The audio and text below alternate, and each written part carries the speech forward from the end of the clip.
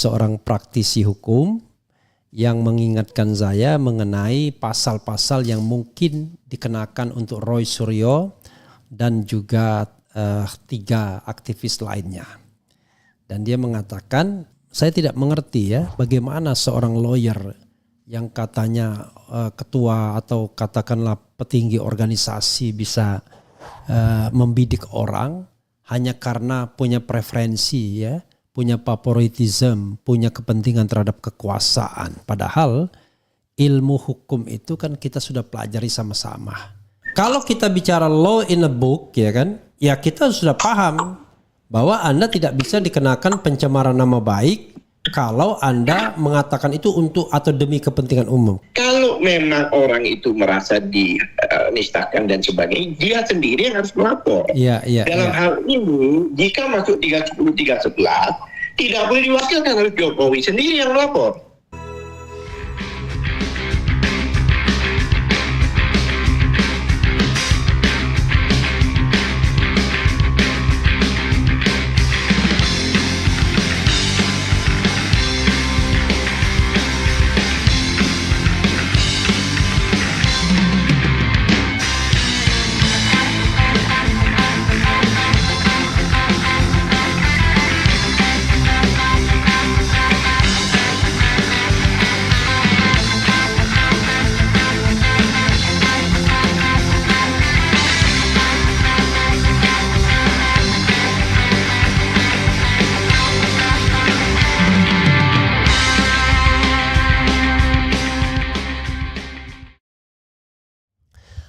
Assalamualaikum warahmatullahi wabarakatuh. Sobat RH sekalian, jumpa lagi kita di channel yang keren ini. Keren cadas ya. Ya sobat RH sekalian, pagi ini saya mendapatkan WA ya dari seorang praktisi hukum yang mengingatkan saya mengenai pasal-pasal yang mungkin dikenakan untuk Roy Suryo dan juga 3 aktivis lainnya. Dan dia mengatakan intinya adalah mau pakai pasal berapa bro? Ya, pasal 160. Pasal 160 itu penghasutan, delik material. Pasal penghinaan, pencemaran nama baik. Mereka ini melakukannya untuk kepentingan publik dan lain sebagainya. Jadi beliau adalah Abdullah Al-Katiri. Saya nanti akan telepon beliau ya sebentar lagi, dan tetapi saya ingin membacakan apa yang beliau tulis ya dari Abdullah Al-Katiri ini. Tuh coba kita nanti sama-sama lihat ya apa yang dituliskan beliau, karena mencerahkan ya. Kalau di dunia hukum ini hal yang umum, tetapi di dalam untuk masyarakat awam penting untuk dijelaskan ya. Oke, coba kita bacakan sobat era sekalian. Ini ya. Ini ada 2 WA dia ya. Pertama adalah kuasa hukum Jokowi tidak dapat melaporkan Roy Suryo dan kawan-kawan dengan pasal 160 KUH Pidana. Yang kedua, demi kepentingan umum Roy Suryo dan kawan-kawan tidak dapat dikenakan pasal pencemaran nama baik, pasal 310 dan pasal 311 KUHP. Ini KUHP ya, bukan KUHP, KUHP. Jadi saya tidak mengerti ya bagaimana seorang lawyer yang katanya ketua atau katakanlah petinggi organisasi bisa membidik orang hanya karena punya preferensi ya, punya favoritism, punya kepentingan terhadap kekuasaan. Padahal ilmu hukum itu kan kita sudah pelajari sama-sama. Janganlah ya menggunakan pasal-pasal yang sebenarnya gaib-gaib semua. Hanya karena kita merasa bahwa penegak hukum akan berpihak kepada kita. Coba kita bacakan ya. Kuasa hukum Jokowi tidak dapat melaporkan Roy Suryo dan kawan-kawan dengan pasal 160 KUH Pidana. Mahkamah Konstitusi telah mengeluarkan putusan terkait pasal 160 KUHP tentang penghasutan. Berikut adalah beberapa poin penting terkait putusan MK. Putusan MK nomor 7 2009 menyatakan bahwa pasal 160 KUH pidana tentang penghasutan bersifat konstitusional bersyarat, yang artinya bahwa pasal tersebut masih berlaku tetapi dengan syarat-syarat tertentu. Putusan MK tersebut telah mengubah pasal 160 tentang penghasutan yang tadinya delik formil diubah menjadi delik material, yaitu penghasutan tidak dapat dipidana sebelum timbulnya akibat, seperti kerusuhan di muka umum atau tindak pidana lain akibat penghasutan tersebut. Bukan dirubah ya, diubah. Sebagai delik material, pasal 160 KUH pidana juga mensyaratkan adanya kesengajaan dalam kurung dolus _offset dalam melakukan penghasutan. Ini berarti bahwa seseorang tidak dapat dipidana jika tidak ada kesengajaan untuk melakukan penghasutan. Putusan MK ini memiliki konsekuensi bahwa setiap orang yang melakukan tindak penghasutan tidak dapat dipidana sebelum timbulnya akibat, seperti kerusuhan di muka umum atau tindak pidana lain yang diakibatkan oleh penghasutan tersebut. Abdullah Al-Katiri, praktisi hukum, Ketua Umum Ikatan Advokat Muslim Indonesia atau IKAMI. Oke. Yang kedua ya, dia harus paham itu. Lawyernya sudah paham, tetapi karena merasa dekat dengan kekuasaan ya, bisa kong kali kong dengan kekuasaan, ya, dilindungi oleh kekuasaan, punya link dengan kekuasaan, maka diadukanlah hal-hal yang seperti ini ya. Demi kepentingan umum, Roy Suryo dan kawan-kawan tidak dapat dikenakan pasal pencemaran nama baik, pasal 310 dan pasal 311 KUHP. Ini bukan KUHP ya. Sehubungan dengan permasalahan ijazah palsu Jokowi, pasal 310 dan pasal 311 KUHP tentang pencemaran nama baik dan fitnah terhadap Jokowi tidak dapat diterapkan karena Roy Suryo dan kawan-kawan memberikan informasi maupun keterangan ke publik demi kepentingan umum dan disampaikan dengan cara yang sopan dan berdasarkan fakta. Jadi masa dibilang mencemarkan ya, padahal itu dikaitkan dengan kepentingan umum ya. Selain itu pasal 310 dan pasal 311 KUHP adalah delik aduan. Artinya bahwa proses hukum hanya dapat dilakukan jika ada pengaduan dari pihak yang merasa dirugikan langsung, bukan orang lain atau pihak ketiga. Perlu ada keseimbangan antara hak untuk melindungi nama baik dan martabat seseorang dengan hak atas kebebasan berbicara dan berekspresi, terutama dalam konteks kepentingan umum. Dalam beberapa kasus, pengadilan dipertimbangkan apakah tindakan yang dianggap sebagai pencemaran nama baik itu atau fitnah tersebut dilakukan demi kepentingan umum atau tidak. Jika dilakukan dengan itikat baik dan berdasarkan fakta, maka tindakan tersebut tidak dapat dianggap sebagai pencemaran nama baik atau fitnah. Abdullah Al-Katiri, praktisi hukum, Ketua Umum Ikatan Advokat Muslim Indonesia atau IKAMI. Jadi sobat era sekalian ya, itu yang harus dipahami ya oleh kita semua bahwa tidak ada celah untuk melaporkan Roy Suryo. Tapi nanti kita coba lihat pasal Undang-Undang ITE ya, ujaran kebencian, berita bohong dan lain sebagainya. Nanti kita akan lihat ya. Karena itulah pasal karet yang tersisa untuk menersangkakan orang-orang kritis ya, yang ternyata pengadunya adalah organisasi advokat. Untung saya tidak masuk organisasi itu. Kalau enggak saya protes pasti ya. Oke, coba kita hubungi Abdullah Al-Katiri ya. Tadi saya sudah nyambung dan saya bilang nanti saya akan telepon setelah saya membacakan statement beliau ya. Oke. Assalamualaikum warahmatullahi wabarakatuh, Ustadz.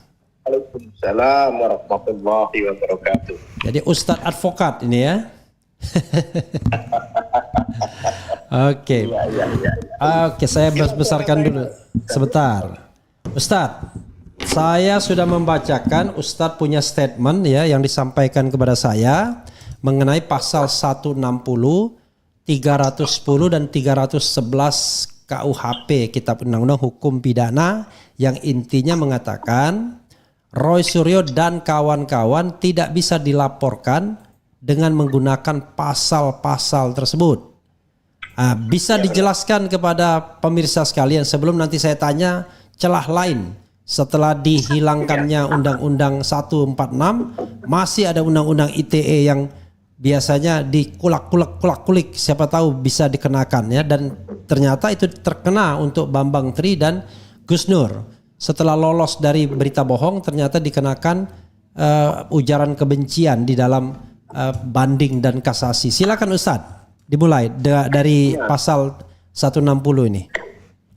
Ya, terima kasih Bang Refli ya diberi kesempatan karena memang ini perlu ada pencerahan ya, baik pada masyarakat maupun pada pihak-pihak terkait ya, yang hal ini termasuk pihak kepolisian ya. Jadi ini mensinkronkan lah istilahnya. Sebenarnya pasal 160 ini yang disebut pasal penghasutan ini dulu itu digunakan sebagai senjata pamungkas, senjata ampuh oleh pihak-pihak yang merasa dirugikan, yang merasa ya kan, dirugikan atau memang untuk membungkam. Karena pasal ini sebenarnya, ya kan, pihak-pihak itu adalah pihak dari bukan pihak pada dasarnya khususnya itu pada pemerintah. Bukan ditujukan pada perorangan itu sebenarnya, pada pemerintah gitu. Yang mana di situ dijelas pasal 160 itu dulu adalah delik formal. Delik formal karena dulu itu banyak mengganggu, ya kan, banyak merugikan. Jadi diuji materi oleh saya lupa siapa yang menguji waktu itu untuk dihapuskan, bahkan untuk ditiadakan karena pasal ini adalah pasal karet. Pasal yang tidak jelas, yang sangat subjektif, sehingga dapat digunakan untuk orang-orang yang apa istilahnya itu, yang like and dislike lah istilahnya, seperti itu. Tapi putusan MK pada waktu itu tahun 2009, nomor 7 2009, putusan MK itu tidak dihapus, tapi diputuskan dimaknai yang tadinya delik formil menjadi delik material, ya kan? Ya, jadi penghasutan itu harus berdampak. Dulu tidak, dulu potensi gitu, potensial, seperti itu. Gitu. Itu yang masalah pengaduan ya. Biasanya itu ada tiga pihak, itu bukan dua pihak. Permasalahan teman-teman di lapangan ini kan dua pihak. Tidak ada yang dihasut kan? Ya. Yang terhasut siapa? Yang dihasut siapa? Kalau ini banyak orang, ya otomatis karena ini masalah bangsa. Kalau menurut saya itu masih sedikit orang-orang itu. Sebenarnya seluruh bangsa Indonesia kayak 212 itu yang turun ke lapangan. Jadi bukannya kita keroyokan, bukan orang yang tidak bernalar. Mereka ini malah orang yang bernalar sehat. Gitu loh. Dia ingin membuktikan, ya kalau memang tidak terbukti dan sebagainya, dan dalam arti klarifikasi ini, ya kan, jika klarifikasi ini ditanggapi baik-baik, ditanggapi dengan oke lah, tidak ada apa-apa gitu, kan selesai permasalahan ini. Ini kan tidak, sehingga semangat orang-orang ini ingin membuktikan benar nggak gitu loh. Ternyata terbukti makin lama makin muncul informasi-informasi, kemudian fakta-fakta, kemudian bukti-bukti yang mana menunjuk bahwa diduga ijazah itu palsu kan gitu. Itu yang pasal 160. Tadinya kan mereka mau melaporkan 30-311. Sebelumnya begini, Ustadz ya, sebelumnya soal pasal penghasutan ini ya, ada kesan bahwa Presiden Jokowi mau menghindarkan diri untuk pemeriksaan ijazah. Jadi dipakailah pasal penghasutan. Kalaupun tadi Ustadz mengatakan nggak bisa ya kan menggunakan pasal ini.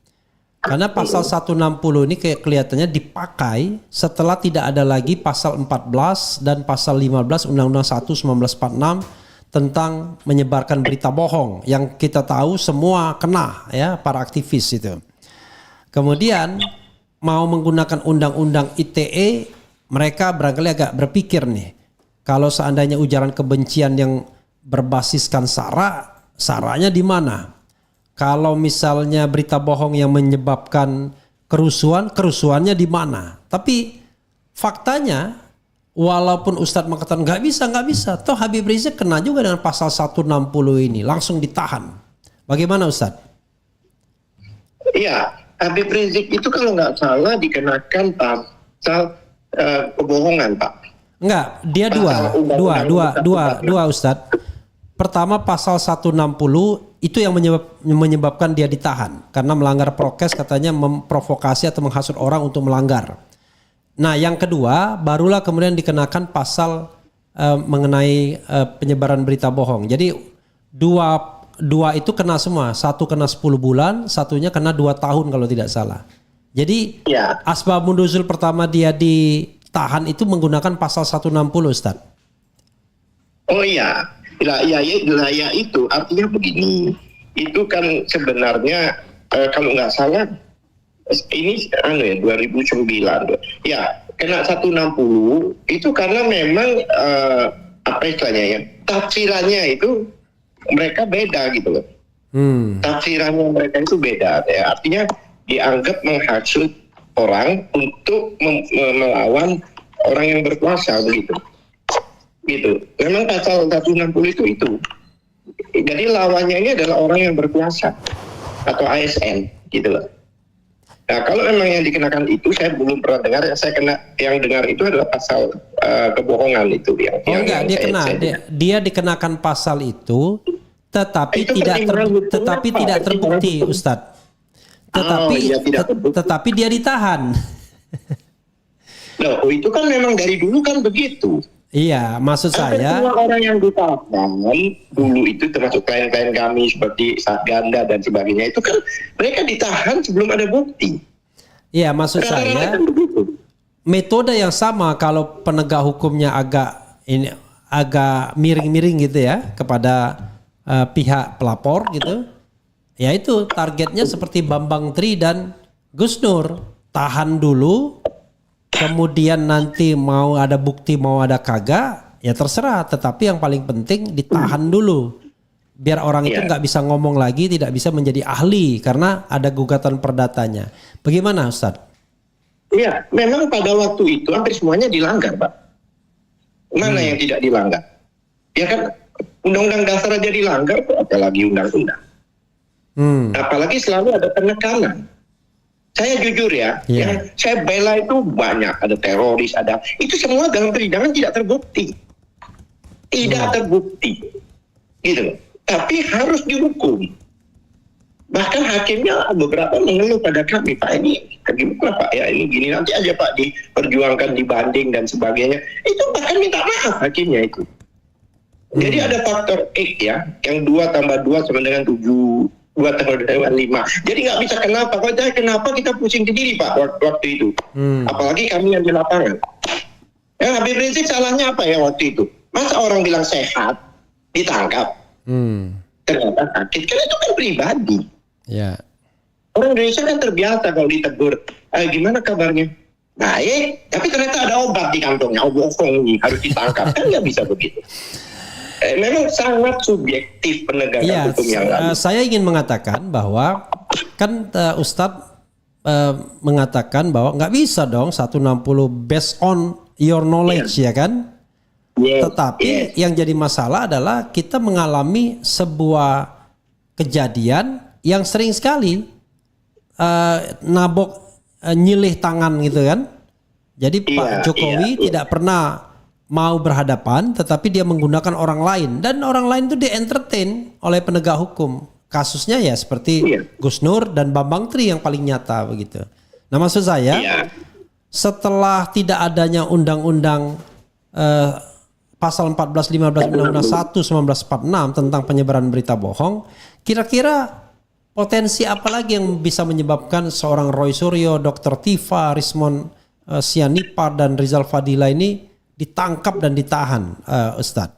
Saya pikir nggak ada alasan. Mereka berbicara itu hak mereka, ya kan? Kan dilindungi oleh undang-undang dasar. Orang mengajukan pendapat dan sebagainya, ya kan? Dalam arti begini, mereka ini kan dari 10 tahun ini kan kalau sekolah itu ada raportnya kan begitu. Ada raportnya, ya kan? Memang dalam rapor itu banyak apa istilahnya merahnya gitu loh, ya kan? Di antaranya ini ada isu ya, diduga loh bagaimana pada waktu di Solo titelnya Dr. Andes, begitu di Jakarta insinyur lain. Ini kan juga ada isu-isu seperti itu gitu. Ya kan? Seperti itu. Nah, kawan-kawan ini dia berpihak sebagai rakyat, mewakili rakyat yang mempunyai panggilan supaya hadir ke sana. Kenapa harus bareng-bareng? Ya memang ini masalah bangsa. Gitu loh. Jadi semua yang datang itu adalah orang yang terkena dampak dengan adanya ini gitu. Oke. Gitu. Oke Ustadz, silakan mengeksplorasi pasal 310, 311. Roy Suryo dalam tanda kutip nantang Jokowi, kalau memang merasa dicemarkan atau difitnah, silakan laporkan pencemaran dan fitnah. Walaupun kita tidak yakin Jokowi melakukannya karena kebiasaannya tadi kan nabok nyilih tangan. Tapi silakan dieksplorasi. Karena Ustadz mengatakan bahwa ini tidak bisa juga pakai pasal 310, 311 KUHP karena Roy Suryo dan kawan-kawan melakukannya untuk kepentingan umum. Silakan Ustadz. Iya, jadi begini. Memang Pak, awalnya kan saya dengar isunya, ya kan, lawyernya Pak Jokowi ini mau melaporkan dengan pasal 30, 311. Saya bilang, wah keren ini. Kalau ini terjadi, ya, kalau dikatakan bahwa mereka fitnah, mereka harus menunjukkan tidak fitnahnya yang mana, kan begitu. Nah, dengan adanya dilaporkan ini dia harus buktikan. Kan sama dengan mengatakan orang bohong itu kan fitnah itu. Ya, kalau saya bohong, nggak bohongnya. Nah, pengertian bohong itu, ya kan menyatakan sesuatu yang tidak benar, tidak sebenarnya. Itu harus di-counter dengan fakta sebenarnya. Makanya dengan adanya dilaporkan ini bumerang buat lawyernya Jokowi. Makanya dia lari ke sudah terlanjur dia mau melaporkan, ya kan? Tapi begitu dia memprediksi dampaknya nanti, hanya dibelokkan ke pasal yang sebenarnya pasal zong ini. Gitu. Karena yang di 160 itu harus ada akibat. Ya kan contohnya apa? Ada orang, kita ini sebelum polisi menyerang itu kita serang balik, kita bakar. Nah itu yang namanya penghasutan itu, gitu loh. Dulu kan itu bisa ditangkap dulu karena potensi. Tapi sekarang kalau belum ada yang diserang, belum ada kebakaran, nggak bisa. Atau belum melakukan tindak pidana ya. Rasanya tidak mungkin sekelas mereka tidak paham gitu ya. Ya artinya mereka sangat paham sebenarnya, gitu loh. Nah sekarang mendefinisikan sekarang kan pasal-pasal IT itu dulu kan keonaran, sekarang kericuhan kan itu Pak. Kalau dibaca undang-undang ini saya kesini dulu ya. Undang-undang yang baru ini, Undang-Undang nomor 1 tahun 2024 itu perubahan undang-undang IT itu kan ada pasal 28 ayat 3. Baca di situ. Ya kan? Jadi yang kemarin Undang-Undang nomor 146 itu yang kata kebohongan menimbulkan keonaran dan sebagainya itu yang sudah daluarsa itu kan dihapus. Tapi kayaknya diakomodir di pasal ini. Coba dibacakan ini yang pasal 28 ayat 3 itu. Jadi itu dinyatakan bahwa dinyatakan kebohongan yang menimbulkan kericuhan sekarang, bukan keonaran. Ya kan? Nah, kalau mereka masih saya bacakan pasalnya ya, pasal 28 ayat 3 Undang-Undang 1 2024. Setiap orang dengan sengaja menyebarkan informasi elektronik dan atau dokumen elektronik yang diketahuinya memuat pemberitahuan bohong yang menimbulkan kerusuhan di masyarakat, ya. Jadi itu. Jadi ada dua syarat. Dia tahu itu berita bohong. Yang kedua menimbulkan kerusuhan di masyarakat. Nah, saya tidak tahu apakah ini delik material atau delik formil. Harusnya delik material karena kan di situ menimbulkan kerusuhan di masyarakat. Jadi tidak hanya silakan. Jadi kericuhan itu seperti gini contohnya ya. Kalau dulu kan mereka bilang kan di medsos kerusuhannya. Itu sebenarnya bukan kericuhan itu. Seperti peristiwa ya. Jika di pasar banyak orang itu sedang berteriak, ada kebakaran ternyata dia bohong. Nah, ini kan belum menimbulkan kericuhan. Atau orang di tepi pantai dia berteriak tsunami padahal tidak ada tsunami. Nah, itu kan sudah orang pada lari pada ini ada action di situ gitu loh. Bukan cuma itu. Nah, itu kayaknya diakomodir di situ. Kayak ini yang kemarin sudah dihapus, diakomodir di situ. Kita kebohongan itu. Ya kan?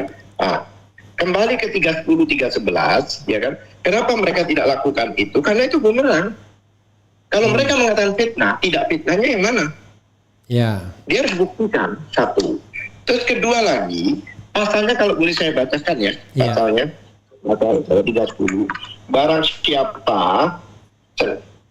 ya kan, sengaja merusak kehormatan atau nama baik seseorang dengan jalan menuduh dia melakukan suatu perbuatan dengan maksud yang nyata, ya, yang akan tersiarnya tuduhan itu, dihukum karena penista dan dihukum penjara selama 9 bulan whatever lah. Tapi pasal 3 jangan lupa, tidak termasuk, ya kan, penghasutan dan sebagainya, ya, tidak maksudnya menuduh dan sebagainya itu, jika ternyata bahwa si pembuat melakukan hal itu untuk kepentingan umum. Jadi yang dilakukan teman-teman itu kepentingan umum. Ya kan?